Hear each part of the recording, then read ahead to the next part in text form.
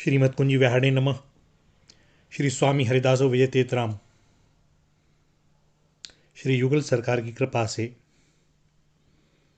पहले साध और साधन की बात हुई। अब साधन में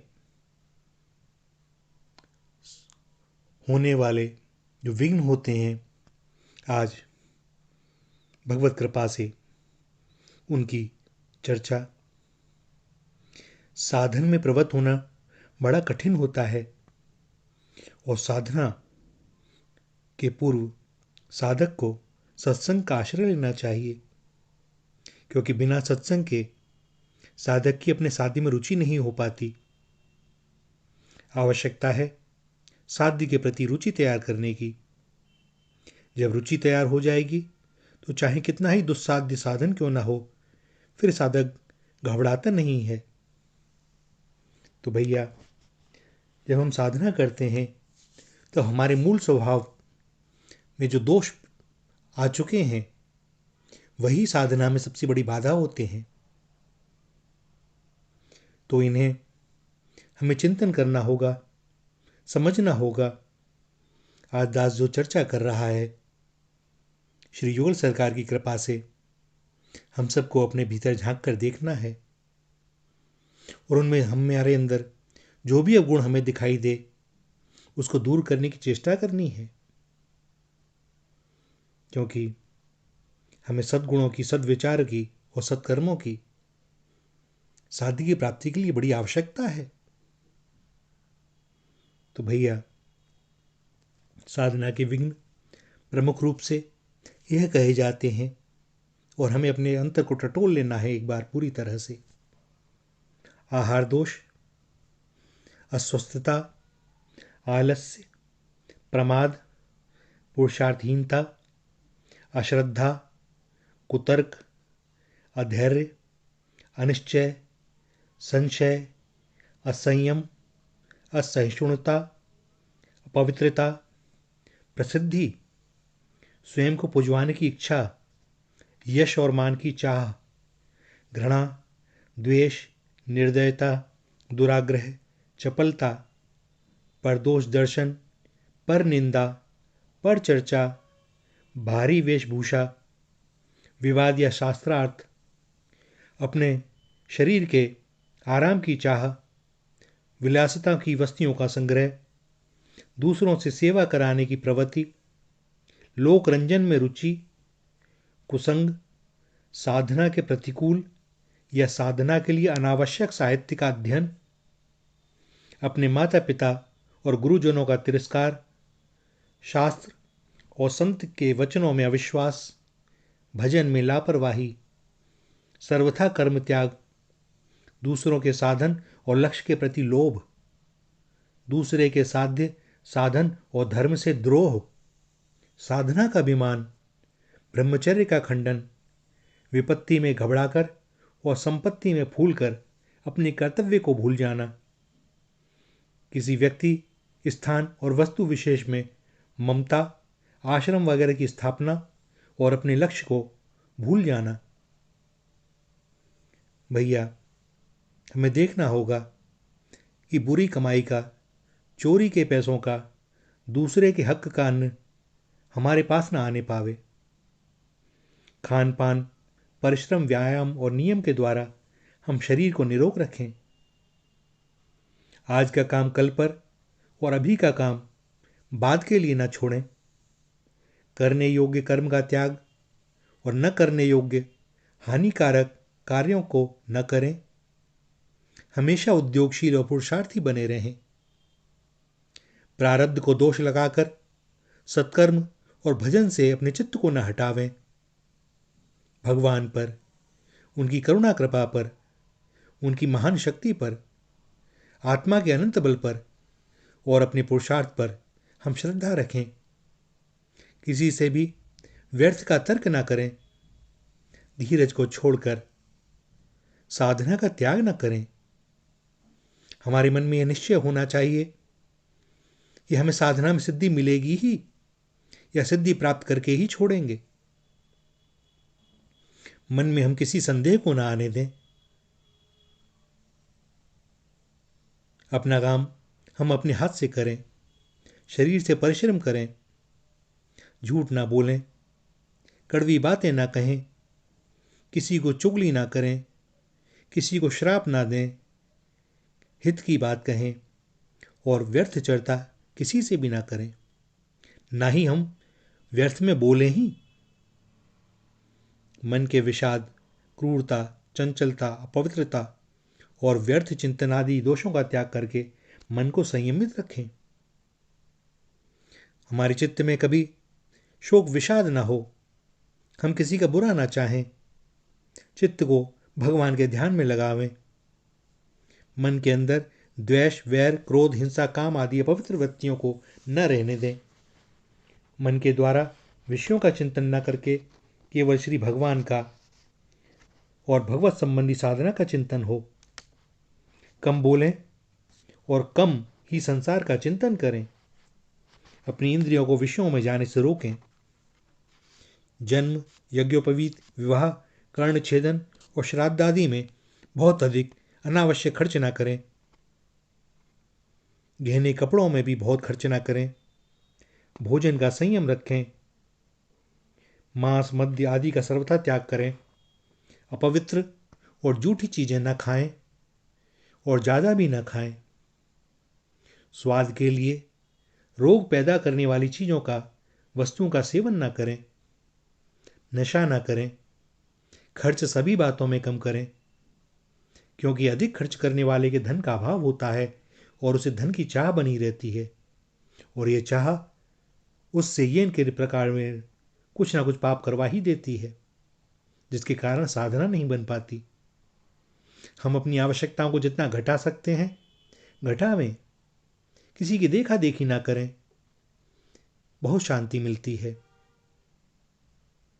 सुख दुख, हानि लाभ, सर्दी गर्मी आदि द्वंद्वों को और विपत्तियों को भगवान की देन समझकर, उनकी कृपा समझकर ही सहन करें। सुख और संपत्ति को भी सहन करें। सुख संपत्ति के समय ऐसा हर्ष ना हो कि हम कर्तव्यच्युत हो जाएं, और ऐसा ही दुख के समय भी। सुख में विशेष हर्षित नहीं होना और दुख में उद्विग्न नहीं होना। शरीर और मन को हम पवित्र रखने की चेष्टा करें और मान बढ़ाई से सर्वथा बचें, क्योंकि मान बढ़ाई होने से लोगों की भीड़ लगती है, जगत का संग बढ़ता है। जगत का संग बढ़ता है तो परिग्रह बढ़ता है और साधना लुट जाती है। बहुत अधिक आवश्यक ना हो तब तक उपदेशक नहीं बनना चाहिए। अपने आप को साधक बोलकर, भक्त बोलकर प्रसिद्धि न करवाना चाहिए। पुजवाने की और मान की चाह कभी भूल कर भी नहीं होनी चाहिए, क्योंकि जिस साधक के मन में स्वयं को पुजवाने की और मान प्राप्ति करने की चाह पैदा हो जाती है, वह कुछ ही दिनों में भगवत प्राप्ति का साधक न होकर भोगों का साधक बन जाता है। किसी भी जीव से घृणा नहीं करनी चाहिए और ना ही किसी से द्वेष। किसी बात पर हट नहीं करना चाहिए। भगवान जो चाहते हैं वह हो। शरीर, मन, वाणी से जल्दबाजी ना करें। किसी काम को जल्दबाजी में करें और फिर उसे छोड़ दें, ऐसा ना हो।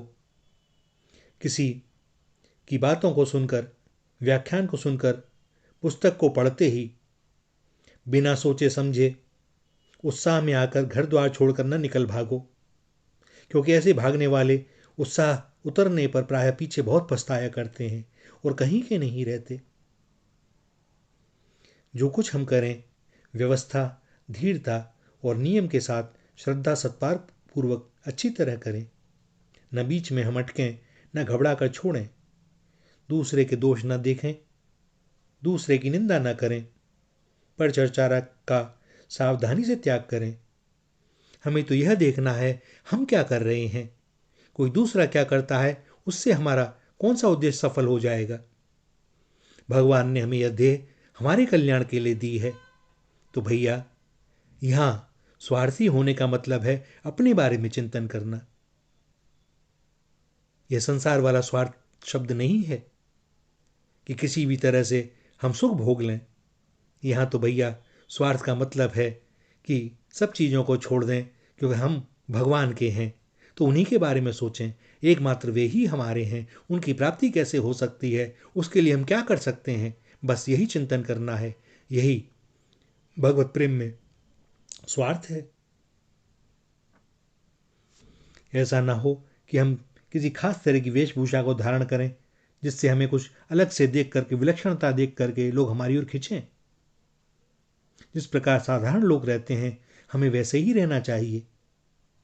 व्यर्थ में ही किसी से विवाद या शास्त्रार्थ नहीं करना चाहिए, और ना ही हमें अपनी साधना से जरा सा भी अवकाश मिलना चाहिए। अपने शरीर के आराम की विशेष चाह ना हो। शरीर के आराम के पीछे पागल रहने वाले साधना कैसे करेंगे। फैशन और किसी भी शौक में नहीं पड़ना चाहिए। दूसरे से सेवा नहीं लेनी चाहिए। जो सेवा कराने के लिए साधना करते हैं वे शरीर का आराम और भोग चाहने वाले हैं, भगवान को चाहने वाले नहीं हैं। लोगों को रिझाने की चाह और चेष्टा हमें छोड़ देनी चाहिए। जो लोगों के रिझाने के उद्देश्य से साधन, भजन, कीर्तन और उपदेश का प्रदर्शन करता है, भैया वह तो नाटक का एक्टर है, साधक नहीं है। कुसंग का हमें त्याग करना है, क्योंकि बुरे संग से बुरी वृत्ति होती है और सर्वथा पतन हो जाता है। कुसंग के समान नाशकारी विघ्न बहुत कम हैं। जलवायु, वातावरण, जन समुदाय, स्थान, काल, कर्म, जन्म, ध्यान, मंत्र, संस्कार और साहित्य, ये सभी सुसंग या कुसंग का काम देते हैं। भगवत संबंधी सात्विक होने पर ये सभी सुसंग हैं, और विषय संबंधी राजस तामस होने पर ये कुसंग है। सो हम सावधानी से कुसंग का त्याग करें। जिस संग से भजन में अरुचि, शरीर के आराम और भोगों की चाह, दैवी संपत्ति में अवहेलना होती हो, उसी को कुसंग समझो और उसका तुरंत त्याग कर दो। हमें ऐसी पुस्तकें कभी नहीं पढ़नी चाहिए जिसमें हमारी साधना के प्रतिकूल भाव हों, या हमारी साधना के लिए जिन भावों की आवश्यकता न हो। सिनेमा, नाटक न देखें तो अच्छा। ऐसे गाने भी ना सुने जाएं जिनसे चित्त में विकार हो और साधना में शिथिलता आती हो। भैया संतों ने ऐसे ऐसे पद गाए हैं, ऐसी ऐसी लीलाओं का वर्णन किया है, उनको सुने। माता पिता, गुरुजनों की श्रद्धापूर्वक सेवा करें। उनके आशीर्वाद से हमारी साधना सफल होगी। शास्त्र और संतों की वाणी पर विश्वास करना चाहिए। कोई बात यदि हमारी समझ में नहीं आती तो उसका तिरस्कार नहीं करना चाहिए। आज नहीं आई कल आ जाएगी। साधक के लिए भजन सर्वशिरोमणि धन है।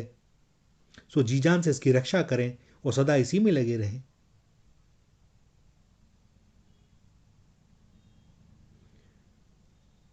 हम ऐसा करें कि पूर्ण वैराग्य हुए बिना कोई काम छोड़ बैठता है तो भैया भजन साधन नहीं होता। उसका समय व्यर्थ में, प्रमाद, आलस्य में जाता है। वे व्यसनों के शिकार हो जाते हैं और साधना पथ से गिर जाते हैं। न तो संसार में के कामों में इतना ही अधिक अपना समय देना चाहिए जिससे आत्मविचार की और भजन साधना के लिए समय ही न मिले। दूसरों के साध्य और साधन की बात सुनकर हमारे मन को ललचाना नहीं चाहिए। हमें समझना चाहिए कि यदि हमारे ही इष्ट देव हैं, वे जिसको पूज रहे हैं वह श्री कृष्ण अन्य लोगों के द्वारा श्री राम, श्री शंकर, दुर्गा या अन्य नाम रूपों से पूजित होते हैं, और पूजा के विभिन्न प्रकारों से वे हमारे ही श्री कृष्ण की उपासना करते हैं। निराकार निर्गुण भी श्री कृष्ण ही हैं।